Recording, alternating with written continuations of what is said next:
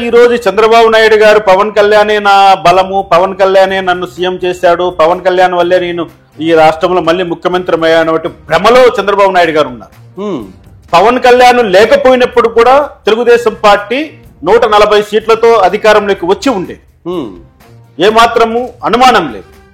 కానీ చంద్రబాబు నాయుడు గారు జైలుకి వెళ్ళిన తర్వాత, పవన్ కళ్యాణ్ గారు ఆయన జైల్లో కలిసిన తర్వాత అక్కడ నుంచి మొత్తం రాజకీయం అంతా ఇంకో వైపు నెట్టివేయబడింది.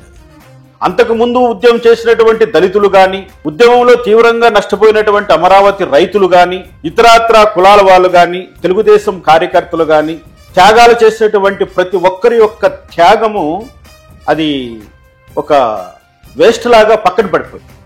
ఇప్పుడు ఒక అనుమానం వేస్తుంది, వీళ్ళు ఎవరినైతే అరెస్ట్ చేస్తాము, తాట తీస్తాము, తోలు తీస్తామని ప్రకటించారో ఎన్నికల సమయంలో గత 5 ఏళ్లు, ఇప్పుడు ఒక అనుమానం కలుగుతా ఉంది. కొడాలి నాని ఇంతవరకు అరెస్ట్ కాలేదు, వల్లభనేని వంశీ ఇంతవరకు అరెస్ట్ కాలేదు, పోసాని కృష్ణమురళి, ఇట్లా చెప్పుకుంటూ పోతే చివరికి వీళ్ళు శ్రీరెడ్డిని కూడా అరెస్ట్ చేసుకునే లేని స్థితిలో ఉందా కూటమి ప్రభుత్వం అని అనిపిస్తుంది.